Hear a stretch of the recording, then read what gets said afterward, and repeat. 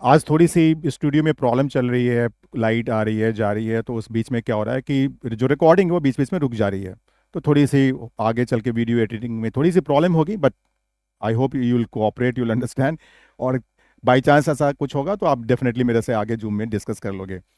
तो मैं यहाँ से शुरू करता हूँ कि जब 3 सेकेंड्स की बात करें ना, तो जब 3 सेकेंड्स के बात करते हैं तो ये आपका है पार्टिकल का यूटी वाला पॉइंट, और ये है यहाँ पर कलर जो मैंने लिया था वो लिया था ये कलर, ठीक है ना। तो ये आपका है, यहाँ पर आ जा रहा है, ठीक है। तो इसी तरीके से हम लोग 4 सेकेंड्स पे जब जाएंगे तो 80 मीटर्स चाहिए भाई। अब 80 मीटर्स तो मेरे लिए पॉसिबल नहीं है यहाँ पे ड्रॉ कर पाना, आप समझ सकते हैं, ठीक है।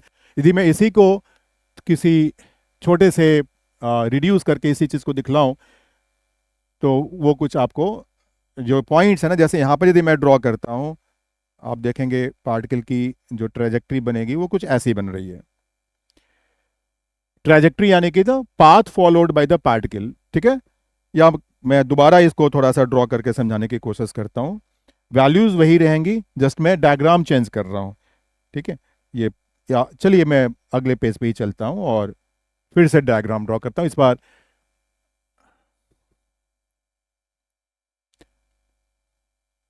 से this is y axis and this is x axis.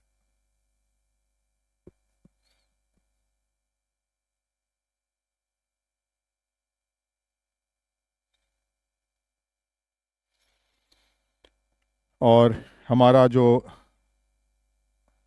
ये है वेक्टर u, और u में t से मल्टीप्लाई करेंगे तो जैसा मैंने बताया था कि u का मैग्नीट्यूड यदि 10 है तो यू टी का मैग्नीट्यूड t इक्वल्स 1 सेकेंड में भी 10 होगा। t इक्वल्स 2 सेकेंड्स पे ये 20 हो जाएगा, 30 हो जाएगा, 40 हो जाएगा, 50 हो जाएगा। ये सिर्फ यू टी की बात हो रही है ना। और हाफ जी टी स्क्वायर जैसा मैंने कैलकुलेट किया था, मुझे तो याद है 1 सेकेंड में हाफ जी टी स्क्वायर की वैल्यू कुछ 5 जैसी थी, 2 सेकेंड में उसकी वैल्यू 20 मीटर्स थी, 3 सेकेंड्स में उसकी वैल्यू 45 मीटर्स थी, 4 सेकेंड्स में उसकी वैल्यू 4 सेकेंड्स में 80 मीटर्स थी, राइट। सो कुछ यूं थी। अब यदि हम इसकी ट्रेजेक्ट्री देखेंगे तो ट्रेजेक्ट्री आपको कुछ ऐसा दिखेगा। This is the trajectory. तो ये बेसिक अंडरस्टैंडिंग है। अभी हम लोगों ने कोई प्रॉब्लम सॉल्व नहीं किया, अब हम लोग प्रॉब्लम सॉल्व करने की बात करेंगे। तो सबसे पहले तो एक जैसे रिजल्ट आप जानते हैं, रेंज का रिजल्ट जानते हैं, टाइम ऑफ फ्लाइट का रिजल्ट आप जानते हैं। बट इस टाइम ऑफ फ्लाइट और रेंज के रिजल्ट को निकालने में इस जो हम लोगों ने geometrical law of vector addition समझा सीखा, इसको बस एक बार लेते हैं और फिर आगे हम लोग और अच्छे न्यूमेरिकल्स पे चलेंगे। सो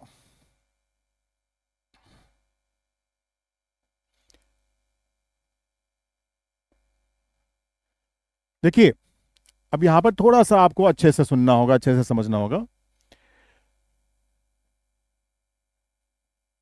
जो पार्टिकल है उसको हम लोग सर्टेन एंगल पे, थीटा एंगल पे, यू स्पीड से, यू वेलोसिटी से फेंकते हैं, राइट। और जी अपना काम कर रहा है। तो इन दैट केस यदि ये पूछा जाए कि कितने देर में पार्टिकल वापस उसी लेवल पे आ जाएगा जहां से, जिस लेवल से, जिस हॉरिजॉन्टल लेवल से फेंका गया था, जिसको हम लोग कितनी बार टाइम ऑफ फ्लाइट बोलते हैं। तो इट्स लाइक दिस कि सपोज ये ट्रैजेक्टरी है, ये पॉइंट ओ है, ये पॉइंट बी है, राइट। तो ओ से बी तक में आने का जो टाइम लगा इसको टाइम ऑफ फ्लाइट बोलते हैं, राइट। और ओ से बी तक का जो डिस्प्लेसमेंट है इसको हम अक्सर रेंज कहते हैं। तो यदि हमें ओ बी निकालना है, आर निकालना है, या हमें टी ओ बी निकालना है, टी ओ बी यानी कि टाइम ऑफ फ्लाइट निकालना है ओ से बी तक का, तो वहां पर हम इसे कैसे यूज करेंगे, ध्यान से समझना है, सुनना है, क्योंकि यहां से ही प्रॉब्लम सॉल्विंग शुरू होता है, ठीक है। तो देखो यहां पर वापिस आए उस इक्वेशन पे, s equals u t plus half g t square पे, ठीक है ना। There are three vectors, s, u t and half g t square. S की डायरेक्शन फिलहाल इस क्वेश्चन में रेंज निकालने के लिए हमें मालूम है, it is along x axis horizontal. तो एस हमें पहले से मालूम है जहां तक डायरेक्शन का सवाल है, ठीक है ना। तो मैं कलर चेंज करके लिख सकता हूं कि दिस इज माई एस, ठीक। अच्छा, ये भी आप जानते हैं ना कि जब दो वेक्टर को ऐड करते हैं हेड टेल वाले मेथड से, तो जैसा मान लीजिए कि ये पहला वेक्टर होता है, ये दूसरा वेक्टर होता है, और उनका ये रिजल्टेंट होता है, this is say a and this is b, और ये आर है। तो देख रहे हैं आप कि जो आर का टिप है और बी का टिप है वो कॉमन पॉइंट पे है। जो सेकंड वेक्टर का टिप और रिजल्टेंट का टिप कॉमन पॉइंट पे है, ठीक है ना। तो हमारा यहाँ पे रिजल्टेंट क्या है? ऐसे तो रिजल्टेंट है, यही तो हमारा रिजल्टेंट है ना। और ये आपका पहला वेक्टर हो गया और ये दूसरा वेक्टर हो गया। तो जो दूसरा वेक्टर है हाफ जी टी स्क्वायर, इसका जो टिप है वो कहां पर है? तो वो बी पे है। अब टिप यहां पर है और डायरेक्शन भी आपको मालूम है, जी इज वर्टिकली डाउनवर्ड्स, यानी कि जो half g t square vector होगा वो डेफिनेटली इसी लाइन पे होगा, है ना। बात समझ में आ गई। अब हाफ जी टी स्क्वायर तो मिल गया, यूटी किधर होगा? यूटी यू के डायरेक्शन में होगा। तो फिलहाल थोड़ा सा मैं इसमें कलर में चेंज करता हूं, क्योंकि यदि मैं ऐसे यू लूंगा ना टेंजेंशियली तो ये कहीं ऊपर जाएगा। तो मैं क्या करता हूं, एंगल को थोड़ा कम कर देता हूं ताकि डायग्राम में ये एडजस्ट हो जाए। I hope you understand what I am trying to do. Okay, so coming back to the black ink and changing angle theta, मैं क्या कर रहा हूं, मैं आपको कुछ ऐसा प्रोजेक्टाइल ले रहा हूं। एंगल छोटी कर दी मैंने, एंगल ऑफ प्रोजेक्शन छोटी कर दी, ठीक है ना। और हमारा जो हाफ जी टी स्क्वायर था वो तो खैर ऐसे ही है, ठीक है। तो हमारा यूटी जो है, यूटी की जो डायरेक्शन है वो यू के लॉन्ग है। तो ये हमारा यूटी तो यहीं जाएगा, और जहां पे यूटी खत्म होगा वहीं पे हाफ जी टी स्क्वायर शुरू होगा। तो ये हमारा है वेक्टर यूटी, और ये हमारा वेक्टर जो है ब्लू वाला, ये है हाफ जी टी स्क्वायर। और रिजल्टेंट तो आप देख ही रहे हैं ना। और एंगल ऑफ प्रोजेक्शन आपको पहले से मालूम है भाई, इसमें तो कुछ सोचना ही नहीं है। तो दिस एंगल इज थीटा। आपके सामने एक ट्रायंगल है, राइट एंगल ट्रायंगल है, और क्या चाहते हैं आप? This is very easy, right. तो इस राइट एंगल ट्रायंगल में देखिए, यदि हम लोग साइन थीटा लगाएं और ट्रायंगल में जब हम ये साइड लेंगे ना तो हम मैग्नीट्यूड लेंगे वेक्टर का, है ना। साइड लेंथ ले रहे हैं ट्रायंगल की, उसमें एरो का कोई मतलब नहीं है। तो साइन थीटा क्या हो जाएगा? Sine theta is perpendicular upon hypotenuse, so it is half g t square upon U T. क्या हुआ? यहां से एक टी गैप हो गया, तो हमने एक टी हटा दिया, और यहां से जो टी बचा वो क्या बचा? तो टी बचा 2u साइन थीटा अपॉन जी। आ गया ना मजा? बहुत ही बेसिक है। अब जब टी आ गया तो आपको यू टी भी आ गया, हाफ जी टी स्क्वायर भी आ गया, तो एस तो आ ही गया, जो रेंज है वो भी आ गया, है ना। यदि इस ट्रायंगल में देखें, कॉस थीटा की बात करें, so what is cos theta? Cos theta is base upon hypotenuse, यानी कि आर अपॉन यू टी। तो मैंने लिखा यहां पर यू टी, और हमें चाहिए आर। आर कितना है? U T cos theta. अब इस यू टी कॉस थीटा में टी की वैल्यू यदि आप डाल देंगे तो ये बन जाता है 2u² sine theta cos theta by g. और यदि आप जानते हैं कि 2 साइन थीटा कॉस थीटा को हम लोग साइन 2 थीटा भी बोलते हैं, तो हम लोग इसी चीज को लिख सकते हैं u² साइन 2 थीटा अपॉन जी। और इसको लिखने का जो मेरे नजर में जो सबसे अच्छा तरीका है, मैं इसको ऐसे लिखना पसंद करूंगा कि this is equal to 2ux uy upon g. हालांकि ये कंपोनेंट की बात होगी, है ना, लेकिन यदि आप चाहते हैं तो इस फॉर्म में कंपोनेंट्स में भी याद रखना, तो ऐसे रखिए। बट फिलहाल हमारा फोकस कंपोनेंट्स पे नहीं था, हमारा फोकस किस पे था? हमारा फोकस था कि हम ज्योमेट्रिकल एडिशन करें, और उस ज्योमेट्रिकल एडिशन में ट्रिग्नोमेट्री को यूज करते हुए बड़ी आसानी से बहुत सारे अच्छे अच्छे क्वेश्चंस को सॉल्व करें। तो यहां पे मैंने एक छोटी सी डेरिवेशन की है। अब यहां पर टी तो मालूम हो गया, एस भी मालूम हो गया, ठीक है ना। तो ये बहुत ही बेसिक सा अप्रोच है। अब इसी को यूज करके एक दूसरा क्वेश्चन में लेता हूं। सेम सिचुएशन में आप मान लीजिए ये वाई एक्सिस है, ये एक्स एक्सिस है, और आपसे क्वेश्चन पूछा जाता है कि एक पार्टिकल को हम थीटा एंगल पे यू स्पीड से प्रोजेक्ट करते हैं, u स्पीड से, u वेलोसिटी से, आप समझिए थीटा एंगल पे हमने उसको प्रोजेक्ट किया। तो क्वेश्चन है कि कितने टाइम के बाद जो इसकी वेलोसिटी होगी वो u के परपेंडिकुलर होगी, और उस समय वेलोसिटी का मैग्नीट्यूड क्या होगा। At what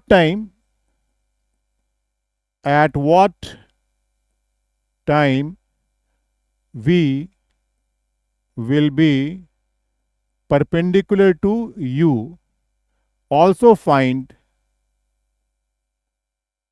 magnitude of v at that moment।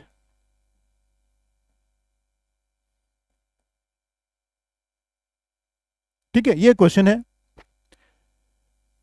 तो कौन सा इक्वेशन यूज करेंगे भाई, यहां पे बात हो रही है v की, u दिया हुआ है, यूनिफॉर्मली एक्सिलरेटेड मोशन है, हम यूज करेंगे v equals u plus a T, और a यानी कि g, so it is u plus g, vector वाला g इंटू टी। और g की डायरेक्शन सबको मालूम है, वर्टिकली डाउनवर्ड्स, u मालूम है आपको। अब जो gt है वो तो मतलब पहले वेक्टर के हेड से दूसरे वेक्टर का टेल जुड़ जाएगा और वहां से gt शुरू हो जाएगा। तो gt को मैं दूसरे कलर से ले लेता हूं, gt को मैं ले लेता हूं यहां पर ब्लू कलर से, ठीक है ना। तो अब ये देखिए, ये gt कुछ इस डायरेक्शन में जाएगा, अब t बढ़ता जाएगा, gt भी बढ़ता जाएगा। तो जब भी होगा gt की लाइन तो यही होनी है, बट हमें वेलोसिटी कैसा चाहिए, जो u के परपेंडिकुलर है, राइट। और जो वेलोसिटी है वो रिजल्टेंट है, फाइनल वेक्टर है। तो फाइनल वेक्टर का जो टेल होता है वो तो यही है ना, और फाइनल वेक्टर का जो टिप है वो सेकेंड वेक्टर के टिप पे है, हेड पे है, और फाइनल वेक्टर भी यू के परपेंडिकुलर है। आपको क्या करना है, यू के परपेंडिकुलर एक लाइन ड्रॉ करनी है। तो कलर चेंज किया जाए, आते हैं यहाँ पर, तो मैंने कलर चेंज करके इसके परपेंडिकुलर लेते हुए मैंने ये एक वेक्टर ड्रॉ की। आ रहा समझ में, यही आपका यू है। अरे ये तो येलो कलर तो दिख ही नहीं रहा है यहाँ पर, तो मैं इसको फर्दर चेंज कर देता हूँ, मैं इस बार दूसरा कलर ले लेता हूँ। तो this is u, sorry this is v, u तो आपका यहाँ पर है, तो आई एम सॉरी, इसको मैं चेंज करके दोबारा से लिख देता हूं, this is v and this angle is 90 degree, this angle is 90 degree, obviously this angle is 90 minus theta। ये थीटा है, ये 90 माइनस थीटा, सारे एंगल्स आपको मालूम है, और इस ट्रायंगल में आपको u मालूम है। टाइम बताना था, अब आप समझ रहे हैं कैसे बताएंगे टाइम, ये परपेंडिकुलर हो गया। तो देखिए, दिस वेक्टर इज gt। तो यहां पर यदि मैं इसको परपेंडिकुलर लूं, इसको मैं बेस लूं और इसको हाइपोटेन्यूज लूं, तो कॉरेस्पॉन्डिंग ये वाला जो एंगल है वो कितना बन रहा है, थीटा बन रहा है, राइट। और हमें चाहिए, मान लीजिए कि gt टाइम चाहिए, तो टाइम निकालने के लिए हमको ये वाला साइड और ये वाला साइड यूज करना है। तो हम कौन सा यूज करेंगे, tan थीटा यूज कर लें? नहीं, tan थीटा से काम नहीं चलने वाला, ये हाइपोटेन्यूज है, sin थीटा यूज करना पड़ेगा। sin theta is perpendicular upon hypotenuse, so sin theta is u upon gt। so what is t here? Quite easy. What is t here? T is, you can say gt sin theta is u, so it is u upon g sin theta। and what is speed here, the magnitude of velocity? So that also, now I mean, you know the first side, you know the hypotenuse, okay, it is very easy to find. Otherwise you can just say that tan theta is perpendicular upon base, so tan theta is u upon v। tan theta है ना, in this triangle, इसको यदि मैं ए O B बोलूं, तो इस triangle A O B में ओ ए आपका परपेंडिकुलर हो गया, ओ बी आपका बेस हो गया, ए बी आपका हाइपोटेन्यूज हो गया। सो tan theta is perpendicular upon base, u upon v। तो यहां से आपका v कितना आ गया, तो v आ गया u upon tan theta. I hope you are getting it. I hope you are also finding it slightly interesting, different, and okay, there can be many questions, है ना, हजारों क्वेश्चंस हम यहाँ पर इस तरीके से क्रिएट कर सकते हैं, सॉल्व कर सकते हैं। और यदि मैं ही सारे क्वेश्चंस यहाँ पे सॉल्व करूंगा तो फिर आपके लिए कुछ खास बचेगा नहीं प्रैक्टिस करने के लिए। क्या लगेगा फिर वही हो जाएगा, 1000 लॉग्स 1000 कीज। भाई ये सिचुएशन है, ये वाली प्रॉब्लम थी, इसमें ये रिजल्ट आया था, चलो ये फॉर्मूला यूज करें, वो नहीं करना है। आपको याद रखना है s equals u t plus half v t square, आपको याद रखना है v equals u plus a T.